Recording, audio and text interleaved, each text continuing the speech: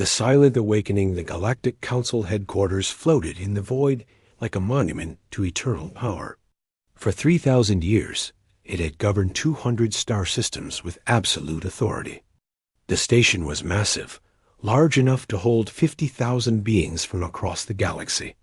Its crystal spires caught the light of nearby stars, sending rainbow patterns across the polished metal corridors where representatives from countless worlds walked with confidence born from centuries of unchallenged rule. Council Director Vexter stood at the central observation platform, his 4 arms clasped behind his crystalline back. He was a Krillian, a species known for their logic and their ruthless efficiency in maintaining order. His people had led the council for 800 years, ever since the previous leadership had grown soft and allowed minor rebellions to flourish. Vexter had crushed those rebellions within his first decade of power. Now, the galaxy knew peace through strength. Below him, the council chamber buzzed with routine business. Trade agreements were signed. Disputes over mining rights were settled. A small species from the outer rim pleaded for debt forgiveness and was denied. Everything functioned as it should, as it always had, as it always would. Then the lights went out. For 3 full seconds, the entire station plunged into darkness. Emergency systems kicked in immediately, bathing everything in ready emergency lighting. Vexter, as security chief, rushed to his side, her scales rippling with concern. Director, we have detected an anomaly in Sector 7. An energy signature we cannot identify. Vexter turned his multifaceted eyes toward her. Explain. Sir, something just emerged from faster-than-light travel at the edge of our sensor range. The energy signature does not match any known technology in our databases. It is not Krillian, not Thexari, not any of the client species. Pirates? Vexter suggested, though he knew the answer before she shook her head. No pirate vessel generates this kind of power output. Sir, whatever this is, it is broadcasting on all frequencies. The message is repeating in every known language. What does it say? The security chief hesitated. It says, we have returned. The debt will be paid. Vex.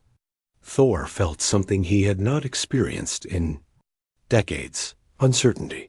He moved quickly to the main command center where dozens of technicians monitored screens, showing the mysterious vessel. It was sleek, dark as space itself, and moved with a grace that suggested technology far beyond standard council specifications. Magnify the image, Vexter ordered. The screen zoomed in, and there, etched into the hull of the vessel, was a symbol. A blue sphere wrapped in green continents, surrounded by a ring of silver stars. Vexter's 3 hearts began beating faster.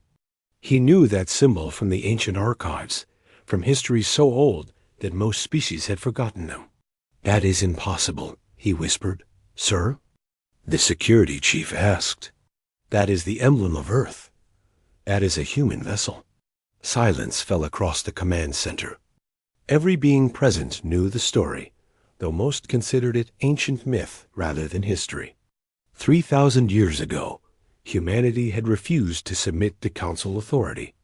They had been a young species, aggressive and territorial, unwilling to accept their place in the galactic order. The council had made an example of them. A biological weapon had been deployed, one that targeted human DNA specifically. Earth had died. 8 billion souls extinguished in a matter of weeks. The official records stated that humanity had destroyed itself in a civil war. The survivors, if any existed, had been quarantined in their own solar system, sealed behind an energy barrier that nothing could penetrate. For 3,000 years, that barrier had held. No signals came from the Sol system. No ships emerged. Humanity was presumed extinct. Open a communication channel, Vexter ordered, his voice steady despite his racing hearts. The screen flickered. A face appeared. It was human, unmistakably so. She had the bilateral symmetry, the expressive features, the intense eyes that ancient records described. But she was different too. Taller than historical humans, with subtle enhancements visible in her bone structure. Her eyes held an intelligence that had been sharpened by millennia of survival. "I am Captain Diana Reeves of the Unified Human Resistance," she said in perfect galactic standard. Her voice was calm, almost pleasant. "I represent the 300 billion humans who survived your attempt to exterminate us." 300 billion. The number hit Vexter like a physical blow. How was that possible? The quarantine had been absolute. The Sol system had limited resources. How had humanity not only survived, but thrived? Asterisk, this is Council Director Vexter. If you are truly human, you are in violation of the quarantine protocols established 3,000 years ago. Return to your system immediately, or face military action. Diana smiled, and there was no warmth in it. The quarantine you established was an act of genocide. We did not violate it. We broke through it. There is a difference. The humans were a threat to galactic peace, Vexter said, reciting the official history.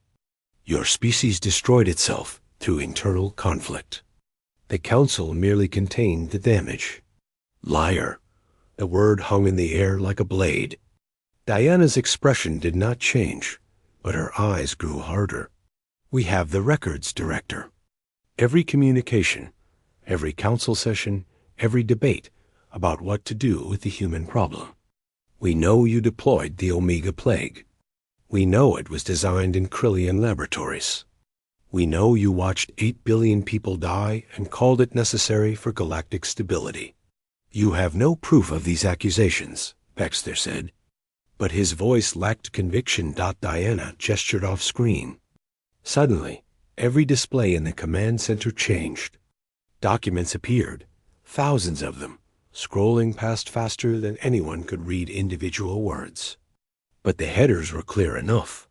Council Directive, Human Containment Protocol, Biological, Warfare Authorization, Earth, Target, Post-Extinction Resource Allocation, Sol. System, we had 3,000. Years to dig through your archives, Diana said softly.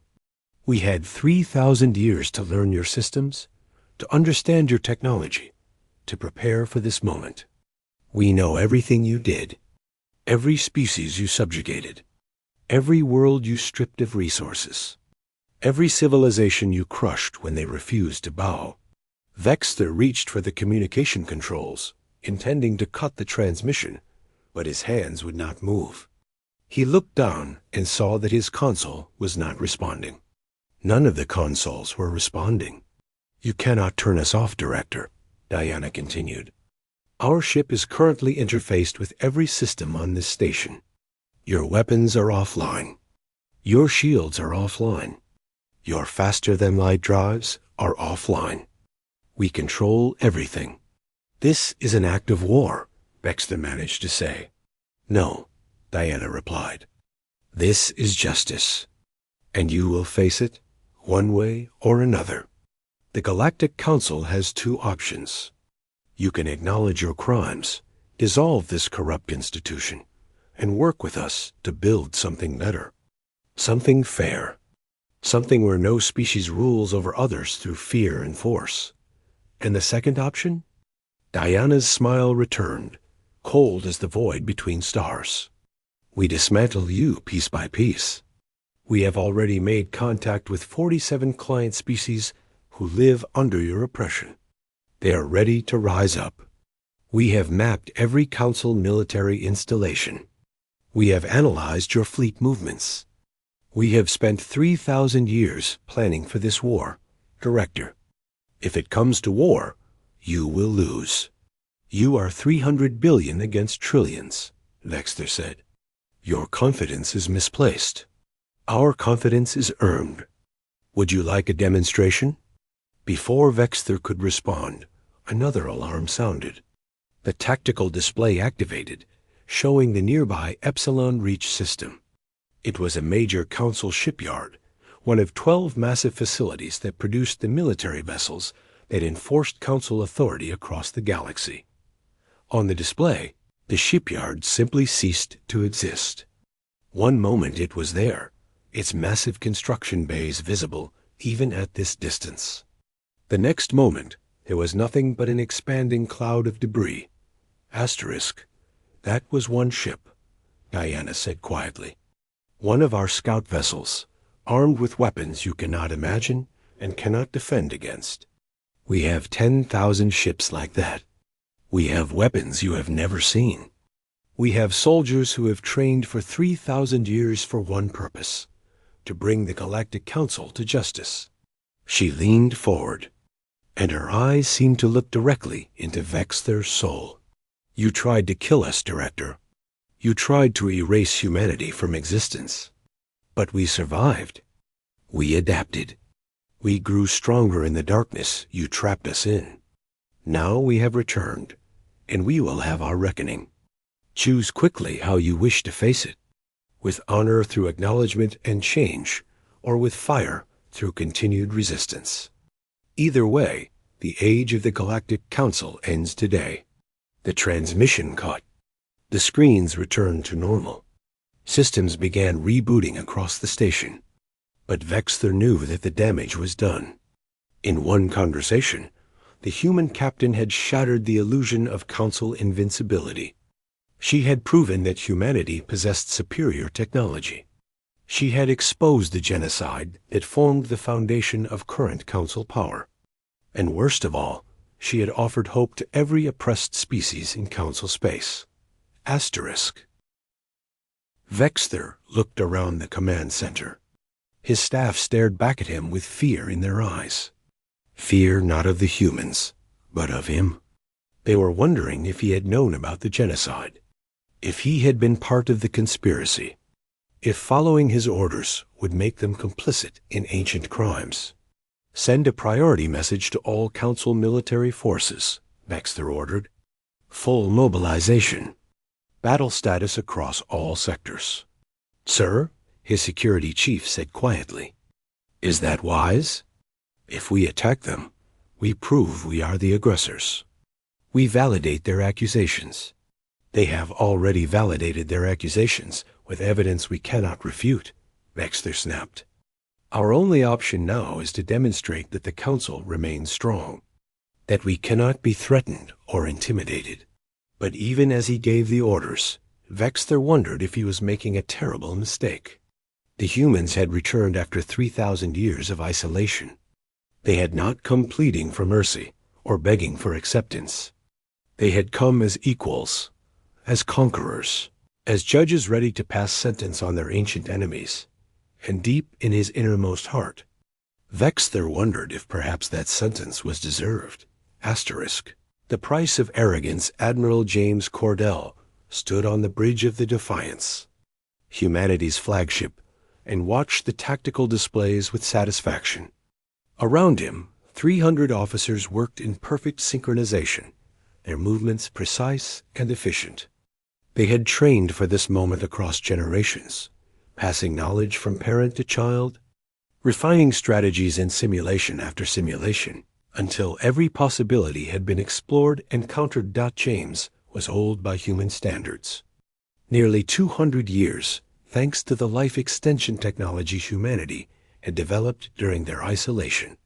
He had been born on Mars 50 years after the genocide, growing up in underground cities, while Earth's surface remained too poisoned for habitation. His grandmother had survived the Omega Plague by being off-world when it struck. She had told him stories of Earth's blue skies, green forests, and vast oceans. She had also told him about the day those skies turned gray, when billions died screaming, when the Council fleet watched from orbit and did nothing. Admiral, we are receiving reports from Captain Reeves, his communications officer announced. The Council leadership has rejected our terms. They are mobilizing their military forces. James nodded slowly. He had expected this. The Council had ruled through fear and overwhelming force for millennia. They would not surrender that power without a fight, even when faced with evidence of their own atrocities. How large is their response fleet? Initial scans show 800 capital ships converging on Proxima Gate. That's the main transit point between their core systems and our current position. They intend to bottle us up, prevent us from advancing deeper into Council territory. 800 ships. It was a massive force, more than enough to conquer entire star systems. The Council was committing almost a third of their total military strength to this engagement. They wanted to crush humanity's return before it could gain momentum. What is our fleet strength in that sector? We have 200 ships within range of Proxima Gate, sir. The rest of our forces are spread across 17 different systems, supporting liberation movements and protecting the colonies of species that have allied with us. 200 against 800. The odds looked impossible by any conventional analysis. But humanity had stopped thinking conventionally 3,000 years ago. Deploy the 2nd and 5th battle groups to Proxima Gate, James ordered. Activate the shadow network. I want full tactical awareness before we engage. Yes, sir. The shadow network was one of humanity's greatest advantages. For centuries, they had been seeding Council space with microscopic monitoring devices. Tiny machines no larger than dust particles that attach themselves to ships, stations, and infrastructure. These devices networked together, creating an invisible web of surveillance that gave humanity real-time intelligence on Council movements. The Council did not even know they were being watched. James studied the tactical projection as it updated with fresh data from the shadow network. The Council fleet was arranged in a traditional defensive formation, heavy capital ships in the center, with screens of smaller vessels protecting the flanks. It was a formation designed to withstand frontal assault through overwhelming firepower and overlapping shields. They are fighting the last war, James said quietly to his second-in-command. Commander Sarah Chun. Sarah smiled grimly. She was younger than James, barely 80 years old, but she had proven herself brilliant in both strategy and execution. They do not understand what we have become. No, James agreed. They think we are the same humans they destroyed 3,000 years ago. Aggressive, emotional, prone to charging headlong into battle. They expect us to throw ourselves against their shields until we break. What are your orders, Admiral? James pulled up a secondary display showing the Proxima Gate itself. It was a natural gravitational anomaly, a point where space-time folded in on itself, creating a shortcut between distant regions of the galaxy. Council ships used it because it reduced travel time by weeks. But it had limitations. Only a certain number of ships could transit simultaneously without destabilizing the gravitational field. We are not going to fight them at Proxima Gate, James said. We are going to let them come to us. And when they do, we will show them what 3,000 years of focused development can achieve. He turned to his tactical officer. Calculate firing solutions for the Cascade Protocol. I want every ship in our battle group synchronized. When the Council fleet transits through Proxima Gate, they will emerge in a kill zone of our design. The officer's fingers flew across the controls. Calculations complete, sir. Cascade Protocol ready for deployment. Estimated enemy casualties. 73% in the first 90 seconds. 73%. Nearly 600 ships destroyed in less than 2 minutes. It would be the most devastating opening strike in recorded galactic history. Transmit the firing solutions to all ships, James ordered. Wait for my command to execute. The human fleet repositioned itself over the next 6 hours, moving with precision that would have seemed impossible to Council observers. Each ship took its designated position in a 3-dimensional sphere around the exit point of Proxima Gate. They powered down their main drives, running on minimal energy output, making themselves nearly invisible to long-range sensors. Then they waited.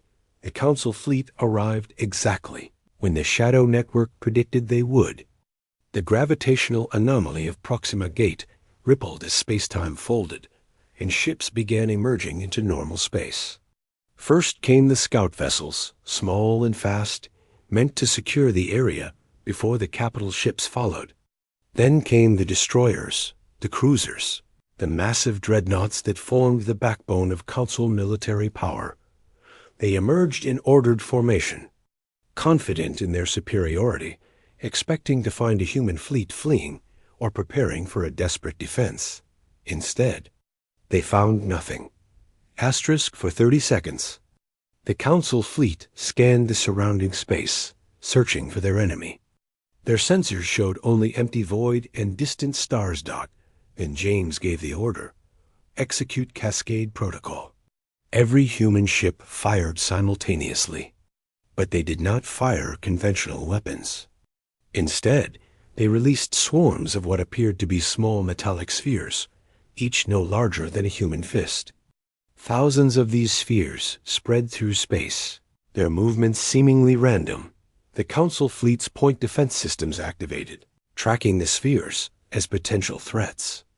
Energy beams lanced out, destroying dozens of them. But there were too many. The spheres weaved through the defensive fire with impossible agility. Their AI guidance systems, calculating trajectories faster than any organic mind could follow. When the spheres reached their targets, they did not explode. Instead, they attached themselves to ship hulls, hundreds of them clustering on each vessel like mechanical parasites.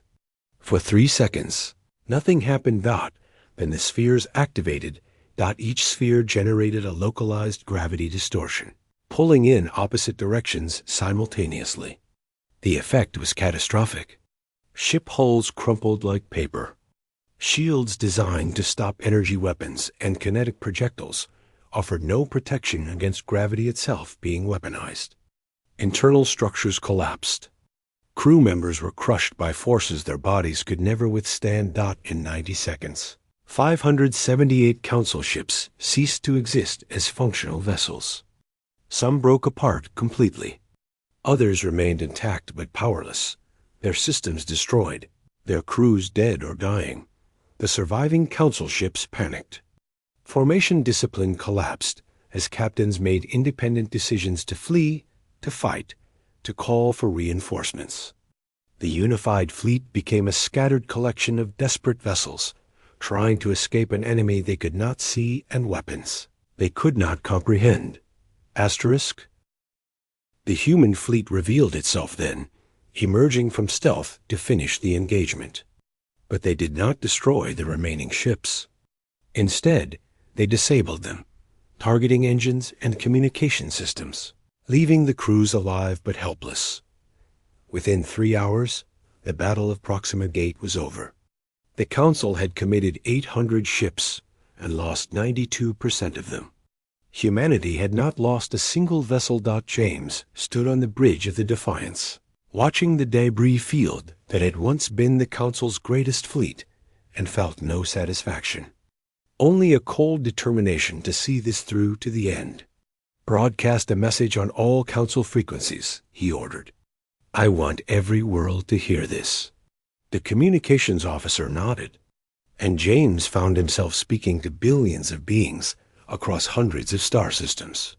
This is Admiral James Cordell of the Unified Human Resistance.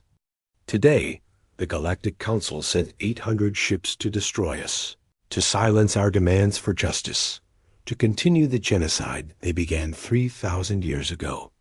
Today, those ships lie broken in the void, not because we are cruel, not because we seek dominance, but because we will not bow to tyrants who built their empire on our graves. He paused, letting his words sink in. To the species living under Council rule, know this: you are not alone. We have survived the worst they could do to us, and we have returned stronger. If you choose to stand with us, we will stand with you. If you choose to fight for your freedom, we will fight beside you. The age of Council domination is ending. A new age begins today. James cut the transmission and turned to Sarah. Deploy our liberation fleets. It is time to free the slaves. Across 17 star systems, human ships began moving toward worlds where their long-lost cousins lived in chains. These were the descendants of humans who had been off-world when the Omega Plague struck. Captured by the Council and sold into servitude, their identities erased, their histories forgotten dot on the mining world of Kepler 442b. Workers in the deep excavation sites heard rumors of ships in orbit, of guards fleeing their posts, of something impossible happening. Then they heard a voice speaking in a language their ancestors had spoken, words that resonated in genetic memory, even though no one alive understood them fully. We are humanity. We have come home. You are free. The liberation of Kepler 442b took 6 hours. The Council garrison surrendered without firing a shot when they realized the alternative was facing the same weapons that had destroyed the fleet at Tate. Proxima Gate. The freed workers emerged from underground tunnels to see human soldiers waiting for them, offering food, medical care, and most importantly, recognition. You are not slaves, Captain Diana Reeves told them as she walked through the settlement. You are humans. You have a history, a heritage, a home. We have kept your names in our records. We know who your ancestors were. We remember them, and we honor them. And now we honor you. An elderly woman approached Diana, her skin weathered from years of hard labor, her eyes filled with tears. Is it true? The stories my grandmother told me about a beautiful world with blue skies and green grass. Is Earth real? Diana nodded, her own eyes glistening. Earth is real. It is still wounded, still recovering from what they did to it. But it lives, and when it is fully healed, you will walk on its surface. I promise you that. Similar scenes played out across multiple worlds. On some planets, the Council forces fought back, and human ships had to use force to liberate their cousins. But more often, the mere presence of humanity's fleet was enough. Word of Proxima Gate had spread like wildfire through Council space. Species that had considered themselves invincible now understood they faced an enemy they could not defeat through conventional warfare. Within 2 weeks of the battle, 43 species formally withdrew from the Galactic Council. Some did so to remain neutral, unwilling to choose sides in a conflict that might reshape the galaxy. Others did so to ally themselves with humanity, seeing an opportunity to escape centuries of subjugation. Director Vexter watched his empire crumble from the command center of Council headquarters. Reports flooded in from across his territory. Rebellions on mining worlds. Trade routes severed. Military installations abandoned. Client species declaring independence. The carefully constructed order he had maintained for decades was collapsing faster than he could respond.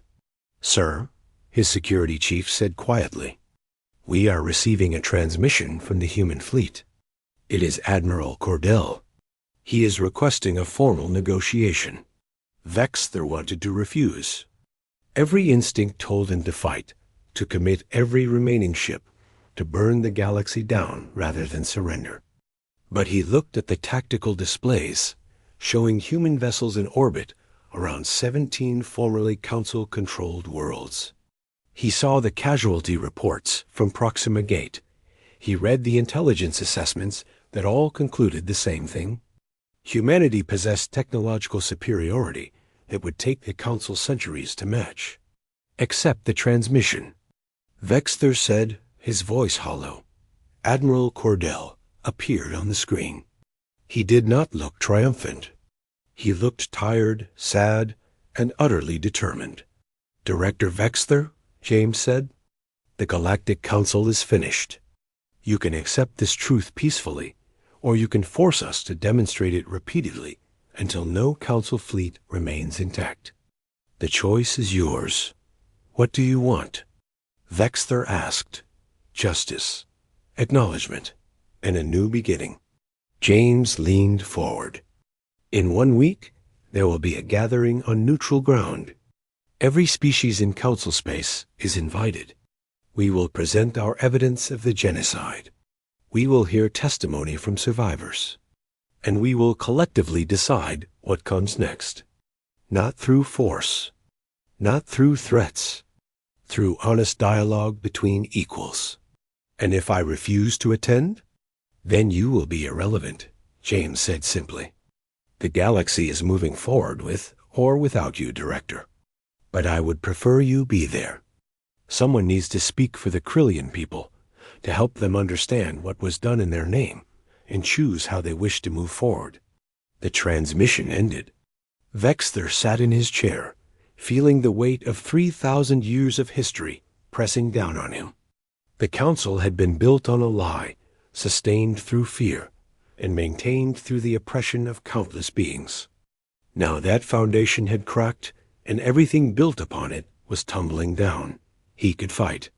He could rage against the dying of the light. Or he could accept that perhaps this ending was not just inevitable, but necessary. 1 week later, representatives from 194 species gathered on the neutral world of Sanctuary Prime. Humans presented their evidence. Survivors told their stories. The truth of the genocide was laid bare for all to witness. And the Galactic Council, that ancient institution of power and corruption, dissolved not through military defeat, but through collective shame. In its place, a new organization emerged, the Galactic Assembly, built on principles of equality, mutual respect, and democratic representation. Admiral James Cordell stood at the Assembly's first session, looking out at delegates from countless worlds, and spoke the words that would define humanity's return to the galactic stage. We did not come back for vengeance. We came back for justice. We did not come to conquer. We came to liberate. We are humanity, and we remember what was done to us. But we choose not to repeat those crimes. We choose to build something better, together. The Assembly voted unanimously to accept humanity's proposal. 3,000 years after their attempted extinction, humans had not only survived, but transformed the galaxy itself. And on Earth, beneath skies finally clearing after millennia of darkness, celebrations erupted as news arrived that humanity's long exile had truly ended. Asterisk.